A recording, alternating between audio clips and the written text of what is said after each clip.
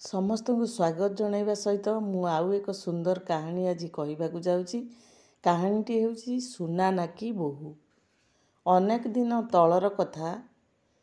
गोटे क्षुद्र राज्य रे कमल सिंह नामक जड़े राजा राजुति करुथिले। राज्यटी क्षुद्र होइथिले मध्य से बहु धनीशाली थिले। अजस्र संपत्तिर मालिक होई मध्य से हृदय मध्यरे आनंद अनुभव करुनथिले। विभिन्न राज्य जय करी आहुरी संपत्ति बढ़ाइबाकू से सर्वदा चेष्टा करुथिले। राज्य जय करिबा उद्देश्य रे से एक शक्तिशाली सेनाबाहिनी गठन कले। अल्प केते दिन मध्यरे से जड़े पराक्रमशाली राजा रूपे सर्वत्र परिचित होइथिले। धनर प्राचुर्य हेतु से अत्यंत गर्वी और अहंकारी थिले। अनेक समय हिताहित ज्ञान तांकर लोप पाई जाउथिला। ईश्वर सबु सहंती हेले मनुष्यर गर्व सही पारंती नहीं। थरे काश्मीरु केतेक सौदागर तांको राज्य को आसिले।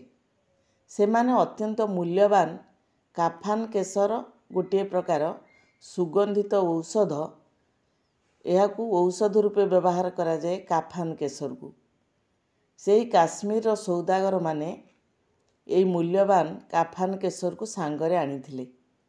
सेमाने राजदरबार रे पहुँची राजा को केसर देखाइले एवं विनिमय मूल्यहार मध्य कहिले। तत्कालीन समय रे एहार मूल्य अत्यंत अधिक थिला। मात्र धनगर्वी राजा कमल सिंह सौदागर मानकु जणाई देबाकू चाहुथिले जे से केते धनशाली अटंती। एणु से सौदागर मानक निकटरे थिबा समस्त केसर किणी नेले एवं सेमानकु केसरर उपयुक्त मूल्य देई विदाय देले। सौदागरगण विदाय नहीं राजांक प्रशंसा गान पूर्वक चली जिबा परे राजा कमल सिंह गोटे बड़ गात खोलाई केसर गुड़ी को पोती देले। कमल सिंहर एतादृश मूर्खता देखी धन और समृद्धिर देवी लक्ष्मी तांको उपरे रागिगले। धनर ए प्रकार अमर्यादा को से आदौ सही पारिले नहीं।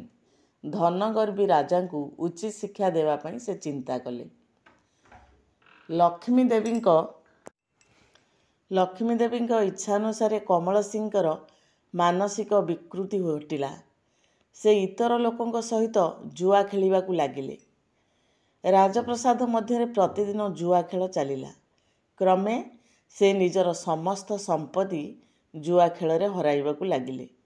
धीरे धीरे राजा कमल सिंह निस्व आउ दरिद्र होइगले। पड़ोसी राज्यर राजा तांकर राज्य अधिकार करिनेले।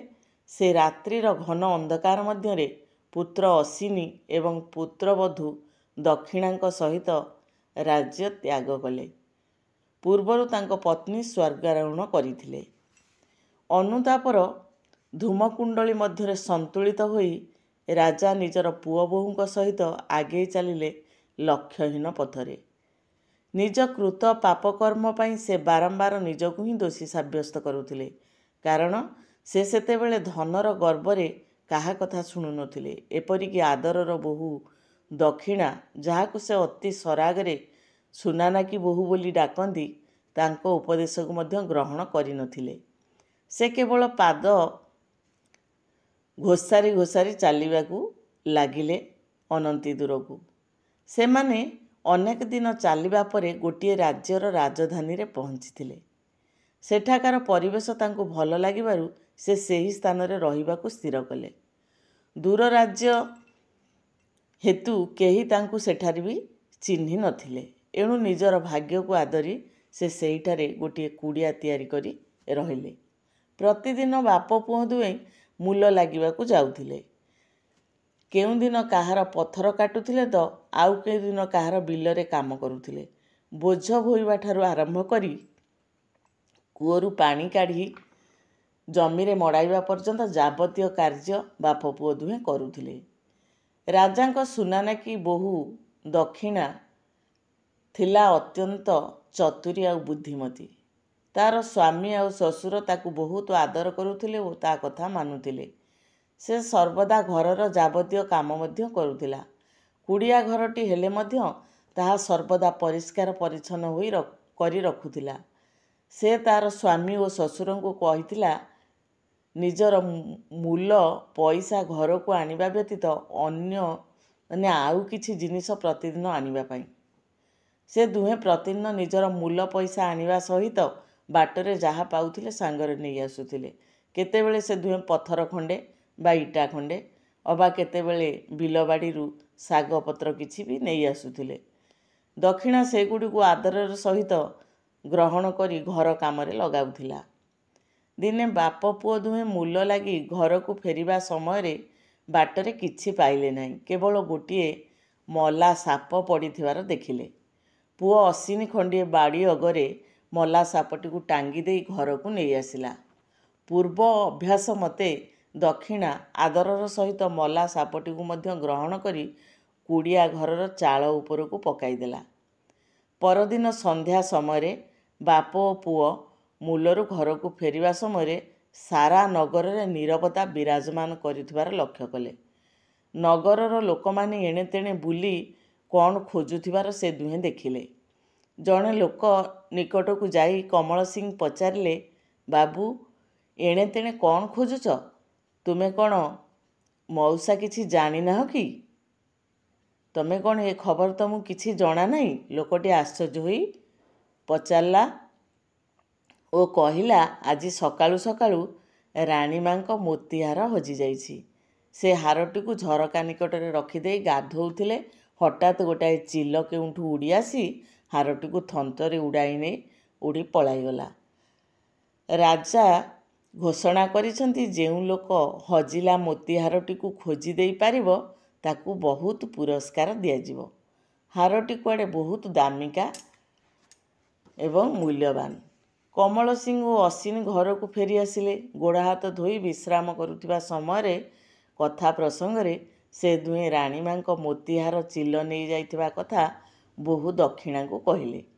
ଏଇ କଥା ଶୁଣି ବୋହୂ ଦକ୍ଷିଣା ଆନନ୍ଦପୂର୍ଣ୍ଣ ବିସ୍ମୟରେ କହିଲା, ରାଣୀମାଙ୍କ ମୋତିହାର? ତାହା ତ ମୁଁ ପାଇଛି, ଏବେ ତାହା ମୋ ନିକଟରେ ଅଛି। ରାଣୀମାଙ୍କ ମୋତିହାର ଏ କଥା ଶୁଣି ପୁଣି ତୁମ ନିକଟରେ କେମିତି ରହିଲା? ଆଶ୍ଚର୍ଯ୍ୟ ହୋଇଗଲେ ବାପ ପୁଅ। ଦୁହେଁ ଅତି ବିସ୍ମୟର ସହିତ ଦକ୍ଷିଣାକୁ ପଚାରିଲେ, ତାହା ତୁମ ନିକଟକୁ ଆସିଲା କିପରି? ମୁଁ ତ କହିଲି ହାର ଏବେ ମୋ ନିକଟରେ ଅଛି। ଏହାଠାରୁ ଅଧିକ କିଛି ମୁଁ କହିବି ନାହିଁ। ତୁମେ ଦୁହେଁ ରାଜମହଲକୁ ଯାଇ ଶୀଘ୍ର ବୁଝିକରି ଆସ। ମୋତିହାର ରାଣୀମାଙ୍କୁ ଫେରାଇ ଦେଲେ ରାଜା କ'ଣ ପୁରସ୍କାର ଦେବେ? ସୁନାନାକି ବୋହୂ ଦକ୍ଷିଣା ଏହିପରି ପରାମର୍ଶ ଦେଲା। ଦକ୍ଷିଣାର ସ୍ୱାମୀ ଅସିନି ଆନନ୍ଦରେ ରାଜମହଲକୁ ଦୌଡ଼ିଗଲା। ସେ ପାରିଷଦ ବର୍ଗଙ୍କୁ ସାକ୍ଷାତ କରି ପଚାରିଲା, ରାଣୀଙ୍କ ମୋତିହାର ଦେଲେ ଆମକୁ ରାଜା କି ପୁରସ୍କାର ଦେବେ? ତାଙ୍କୁ କ'ଣ ପୁରସ୍କାର ଦିଆଯିବ ଏ ବିଷୟରେ ପାରିଷଦ ବର୍ଗଙ୍କର କୌଣସି ଧାରଣା ନଥିଲା। ସେମାନେ ରାଜାଙ୍କ ନିକଟକୁ ଯାଇ ପୁରସ୍କାର କଥା ପଚାରିଲେ। ରାଜା ଉତ୍ତର ଦେଇ କହିଲେ, ତାଙ୍କୁ କହିଦିଅ ରାଣୀଙ୍କ ମୋତିହାର ଫେରାଇ ଦେବା ବ୍ୟକ୍ତିକୁ ଯେକୌଣସି ଉଚିତ ପୁରସ୍କାର ମାଗିଲେ ତାହା ପ୍ରଦାନ କରାଯିବ। ଅସିନି ଆନନ୍ଦରେ କୁଡ଼ିଆକୁ ଫେରିଆସି ଦକ୍ଷିଣାଙ୍କୁ ସବୁ କଥା କହିଲା। ତେବେ ଶୀଘ୍ର ଚାଲ, ଏବେ ଆମେ ରାଜାଙ୍କ ନିକଟକୁ ଯିବା। ଏହିପରି କହି ଦୁହେଁ ରାଜାଙ୍କୁ ସାକ୍ଷାତ କରିବା ପାଇଁ ଗଲେ। ଦୁହେଁ ରାଜା ଓ ରାଣୀଙ୍କୁ ସାକ୍ଷାତ କରି ମୋତିହାରଟି ଫେରାଇ ଦେଇ ପଚାରିଲେ, ମହାରାଜ, ଏ ହାରଟି ରାଣୀମାଙ୍କର ମୋତିହାର ତ? ହଁ ହଁ, ଏଇ ହାର, ରାଣୀ ଖୁସି ହୋଇ କହିଲେ। କିନ୍ତୁ ଭଉଣୀ, ତମେ ଏହାକୁ କେଉଁଠାରୁ ପାଇଲ?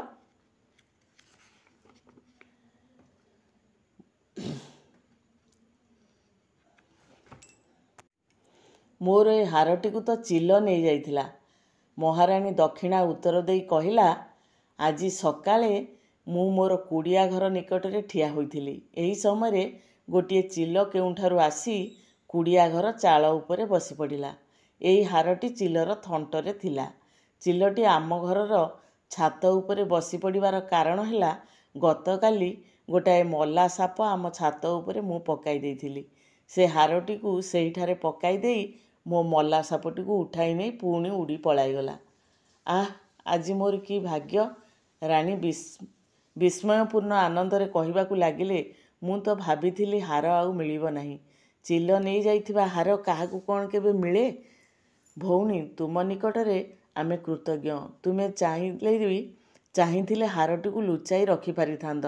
ଅନ୍ୟ କେଉଁ ରାଜ୍ୟରେ ଏହାକୁ ବିକ୍ରି କରି ଅଜସ୍ର ଅର୍ଥ ପାଇପାରିଥାନ୍ତ। କିନ୍ତୁ ତୁମେ ତାହା ନ କରି ନିଜର ସାଧୁତା ପ୍ରଦର୍ଶନ କରି ତୁମ ନିକଟରେ ଆମକୁ କୃତଜ୍ଞ କରିଦେଲ। କୁହ, ତୁମେ କି ପୁରସ୍କାର ନେବାକୁ ଚାହୁଁଛ? ହାର ମୂଲ୍ୟର ଅର୍ଥ ମଧ୍ୟ ତୁମକୁ ଦିଆଯିବ।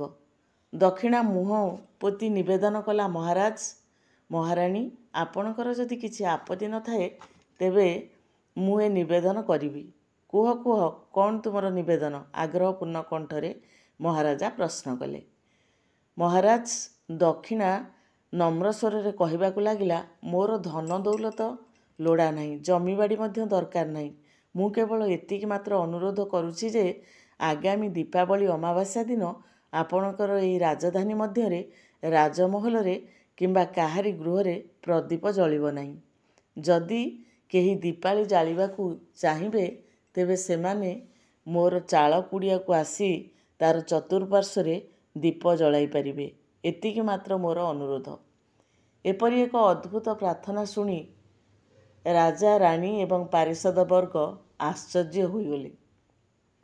ଦୀପାବଳି ଦିନ ରାତିରେ ନଗର ମଧ୍ୟରେ ଦୀପ ନ ଜାଳିବାର ପ୍ରସ୍ତାବ କାହାରିକୁ ଭଲ ଲାଗିଲା ନାହିଁ। ହେଲେ ରାଜା ଓ ରାଣୀ ଦକ୍ଷିଣାକୁ ଦେଇଥିବା ପ୍ରତିଶ୍ରୁତି ଭଙ୍ଗ କରିବାକୁ ଚାହୁଁନଥିଲେ। ଶେଷରେ ସର୍ବସମ୍ମତିକ୍ରମେ ସ୍ଥିର ହେଲା, ଦୀପାବଳି ରାତିରେ କେହି ଦୀପାଳି ନିଜ ନିଜ ଘରେ ଜାଳିପାରିବେ ନାହିଁ। ଯେଉଁମାନେ ଦୀପ ଜଳାଇବାକୁ ଇଚ୍ଛା କରିବେ ସେମାନେ ଦକ୍ଷିଣାଙ୍କ କୁଡ଼ିଆ ଚାରିପାଖରେ ତାହା ଜଳାଇ ପାରିବେ। ମାତ୍ର ଦୀପାବଳି ପରଦିନ ସେମାନେ ନିଜ ଘରମାନଙ୍କରେ ଦୀପ ଜାଳିବେ। ଏହି ମର୍ମରେ ନାଗରା ପିଟି ସମସ୍ତ ପ୍ରଜାମାନଙ୍କୁ ଜଣାଇ ଦିଆଗଲା। ପ୍ରଜାଗଣ ରାଜଜ୍ଞ ଆଜ୍ଞାକୁ ମାନିବାକୁ ବାଧ୍ୟ ହେଲେ। 15 ଦିନ ପରେ ଦୀପାବଳି ଅମାବାସ୍ୟା ଆସିଲା। ପ୍ରଜାଗଣ ରାଜାଙ୍କ ଆଦେଶ ଅନୁସାରେ ନିଜ ନିଜ ଘରେ ଦୀପ ନ ଜାଳି ଦକ୍ଷିଣାଙ୍କ କୁଡ଼ିଆ ଚାରିପାଖରେ ଜାଳିଲେ। ସାରା ନଗରରେ ଅନ୍ଧକାର ବୁଡ଼ି ରହିଲା। ରାତ୍ରିର ମଧ୍ୟଭାଗରେ ଧନ ସମ୍ପତ୍ତିର ଅଧିଷ୍ଠାତ୍ରୀ ଦେବୀ ଲକ୍ଷ୍ମୀ ଯେତେବେଳେ ନଗର ମଧ୍ୟକୁ ପ୍ରବେଶ କଲେ, ସମଗ୍ର ନଗର ଅନ୍ଧକାରାଚ୍ଛନ୍ନ ଦେଖି ଡରିଗଲେ। ଘନ ଅନ୍ଧକାର ହେତୁ ସେ କାହା ଘର ଭିତରକୁ ପ୍ରବେଶ କରିପାରିଲେ ନାହିଁ। ଅନ୍ଧାର ମଧ୍ୟରେ ଲକ୍ଷ୍ମୀ ଦେବୀ ଏଣେ ତେଣେ ବୁଲୁଥିବା ସମୟରେ ନଗର ବାହାରେ ଥିବା ଗୋଟିଏ କୁଡ଼ିଆ ଘର ଚାରିପାଖରେ ଅନେକ ଗୁଡ଼ିଏ ପ୍ରଦୀପ ଜଳୁଥିବାର ଦେଖିପାରିଲେ। ସେ ଗୋଟିଏ ରାତ୍ରି ବିଶ୍ରାମ ଉଦ୍ଦେଶ୍ୟରେ ଆଲୋକ ଜଳୁଥିବା କୁଟୀର ଆଡ଼କୁ ଚାଲିଲେ। ସେଠାରେ ପହଞ୍ଚି ଦେଖିଲେ ଜଣେ ସ୍ତ୍ରୀଲୋକ ହାତରେ ଗୋଟିଏ ଠେଙ୍ଗା ଧରି ଠିଆ ହୋଇଛି। ଲକ୍ଷ୍ମୀ ଦେବୀ ଘର ଭିତରକୁ ପ୍ରବେଶ କରିବାକୁ ଉଦ୍ୟତ ହେଉଥିବା ସମୟରେ ଦକ୍ଷିଣା ତାଙ୍କୁ କହିଲା, ରୁହ, ଭିତରକୁ ଯାଇପାରିବ ନାହିଁ। ମୋର ଛାତ ତଳେ ତୁମକୁ ଆଶ୍ରୟ ମିଳିବ ନାହିଁ। କ'ଣ କହିଲୁ? ଲକ୍ଷ୍ମୀ ରୁକ୍ଷ ଗଳାରେ ପଚାରିଲେ। ଧନ ଆଉ ସୌଭାଗ୍ୟର ଲକ୍ଷ୍ମୀକୁ ତୁ ହତାଦର କରୁଛୁ? ସମଗ୍ର ନଗର ଅନ୍ଧକାରରେ ବୁଡ଼ି ରହିଛି। ଏହାର କାରଣ କ'ଣ? ତୁ ମୋତେ ଘର ଭିତରକୁ ଯିବା ପାଇଁ କାହିଁକି ବାରଣ କରୁଛୁ? କାହିଁକି ବାରଣ ନ କରିବି? ଦକ୍ଷିଣା ସେହିପରି ଚଢ଼ା ଗଳାରେ କହିବାକୁ ଲାଗିଲା। କାହିଁକି ତୁମର ବାରଣ ନ କରିବି ତୁମକୁ? ତୁମେ କ'ଣ କେବେ ଆମ ସହିତ ଭଲ ସମ୍ପର୍କ ରଖିଛ? ଆମର ଏହି ଦରିଦ୍ର ଅବସ୍ଥା ପାଇଁ କିଏ ଦାୟୀ? ମୋର ଶ୍ୱଶୁର ଯେତେବେଳେ ଧନ ଗର୍ବରେ ମତ ରହି ତୁମକୁ ଅପମାନ ଦେଲେ, ତୁମେ ତାଙ୍କର ମନୋବୃତ୍ତିକୁ ବଦଳାଇ ନ ଦେଇ କାହିଁକି ତାଙ୍କର ମନୋବୃତ୍ତିକୁ ରୁକ୍ଷ କଲ? ଏଥର ଲକ୍ଷ୍ମୀ ଦେବୀ ନରମ ଗଳାରେ କହିବାକୁ ଲାଗିଲେ, ଝିଅ ଦକ୍ଷିଣା, ଆଜି ରାତିଟା ତୁମର ଏହି କୁଟୀରରେ ରହିବାକୁ ମୋତେ ଅନୁମତି ଦିଅ। ମୁଁ କଥା ଦେଉଛି ତୁମକୁ ସବୁ ପ୍ରକାର ସାହାଯ୍ୟ କରିବି। ତୁମର ହୃତ ହଜିଯାଇଥିବା ରାଜ୍ୟ ମଧ୍ୟ ଫେରାଇ ଦେବି। ଏହା ଶୁଣି ଦକ୍ଷିଣା ଆନନ୍ଦରେ ନାଚି ଉଠିଲା। ସେ ଏଥର ଦେବୀଙ୍କ ପାଦ ପୂଜା କରି ଖୁବ୍ ସମ୍ମାନର ସହିତ ତାଙ୍କୁ କୁଟୀର ମଧ୍ୟକୁ ନେଇଗଲା। କୁଟୀର ମଧ୍ୟରେ ଲକ୍ଷ୍ମୀଙ୍କୁ ସୁଧାସନରେ ବସାଇ ପୂଜା କରିବାକୁ ଲାଗିଲା। ଲକ୍ଷ୍ମୀ ଦେବୀ ଅତ୍ୟନ୍ତ ସନ୍ତୁଷ୍ଟ ହୋଇ ତାଙ୍କୁ ଆଶୀର୍ବାଦ କଲେ ଏବଂ କମଳସିଂଙ୍କର ସମସ୍ତ ସୁଖ, ଧନ ସମ୍ପତ୍ତି ଓ ରାଜ୍ୟ ଫେରି ପାଇବାକୁ ମଧ୍ୟ ସେ ବର ପ୍ରଦାନ କଲେ। କମଳସିଂଙ୍କ ପୁତ୍ର ସହିତ ଅନ୍ୟ ଏକ ଘରେ ବସି ଲକ୍ଷ୍ମୀଙ୍କ ସହିତ ବୋହୂର କଥାବାର୍ତ୍ତା ଶୁଣୁଥିଲେ। ସେ ମଧ୍ୟ ଆସି ଲକ୍ଷ୍ମୀଙ୍କୁ ଭୂମିଷ୍ଠ ପ୍ରଣାମ କରି ନିଜ କୃତ ଦୋଷ ପାଇଁ କ୍ଷମା ମାଗିଲେ। परदिन प्रातः समय सेमान देखिले लक्ष्मी अवस्थान सुना और मणिमुक्तार पूर्ण हो जाइछि। सेही देशर राजा और राणी यही संवाद पाई सेठाकु आसी समस्त घटना जानिले। कमल सिंह जड़े राजा थिबा जानी मध्य अति खुशी होइगले से देशर राजा एवं तांकर हृत राज्य फेरी पाइबारे तांकु सैन्य समस्त साहाय्य देले। विपुल सैन्य बाहिनी सहित कमल सिंह अचानक निज राजधानी उपर आक्रमण करी शत्रु मानकु निहत करी राजा हेले। आदरर सुनानाकी बहु दक्षिणा को से लक्ष्मी ठारू मध्य उच्च आसन रे रखुथिले। एई कहानी रु पिला माने आमे कोन जानिले अधिक गर्व आउ अहंकार कले भगवान निश्चित भाव रे यार प्रतिदान रे आमको कदाकार फल दे थांती।